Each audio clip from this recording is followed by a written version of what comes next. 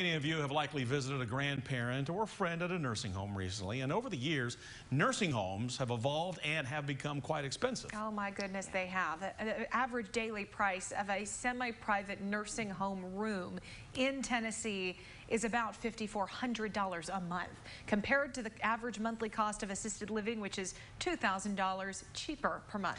In the second part of his special report, WATE 6 on Your Side consumer reporter Don Dare examines an even less expensive alternative, group homes.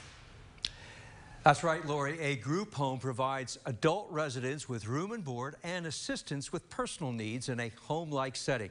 Ideally, no more than 4 or 5 people are allowed by the state to live in a group home, but the practicality of it is they do.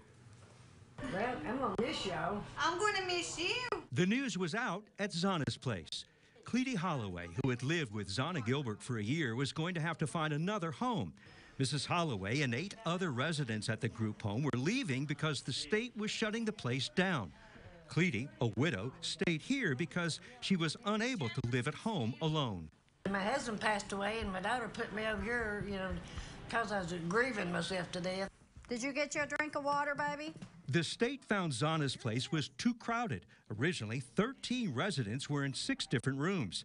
The state fire marshal discovered fire safety and electrical code violations in mid-March, with no easy way of escaping the home for some residents if there was an emergency. If a fire in this home were to occur, it would potentially have tragic consequences, as many of the home's residents are incapable of self-care and they would be unable to escape a fire. Donna? Yes, baby.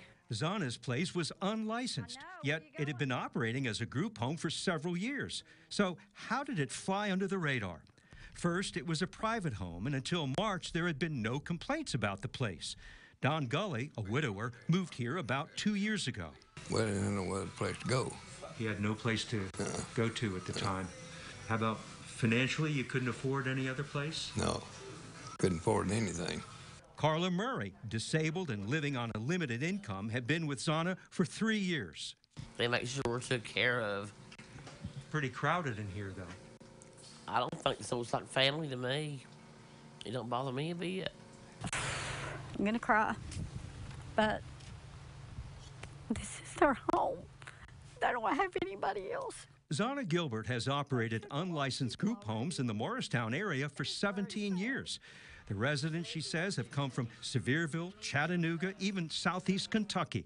The Morristown Hamlin Hospital, the social workers there call me all the time because they have people that don't have any money, that don't have anywhere to go, and they ask me if I have room for them, and that's why I got so overcrowded, because I always try to make room for everybody.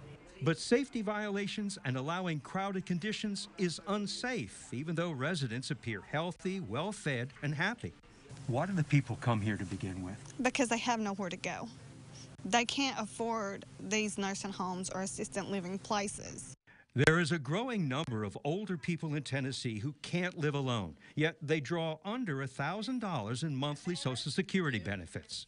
The state doesn't see what we see every day. And that is what? The needs for these people. On April 23rd, the home was shuttered. The remaining residents were relocated to new places in Dayton and Greenville, Tennessee. One was even transferred to West Tennessee. Group home services are needed because a lot of people don't have options. Can a way be found to license group homes like Zana's to get them out of the shadows, to make them safer? That question has caught the attention of a leading state lawmaker. I do believe that the legislature, through the Department of Health, is going to have to visit this and find out what exactly can be done. State Representative Jeremy Faison is the Republican caucus chair and a member of the Health Committee. He spoke last week to the state health commissioner about this issue. We have countless senior citizens in group homes right now that may or may not be licensed. But if we shut all that down, where are they going to go? Who's going to pay for them to exist somewhere else? You can't meet good people like y'all did. Well, thank you. This is a conversation that you have really brought to the forefront in Tennessee. It's going to take some serious examination and thought perspective so their senior citizens can be safe. Now, Representative Faison says the serious examination about starting the conversation of licensing some borderline group homes may start next year when the legislature returns to Nashville. Well, All right, Don, thank you. And if you have a consumer question for Don, send him an email at ddare@wat.com. You can also call his 6 on Your Side hotline number at 865-633-5974.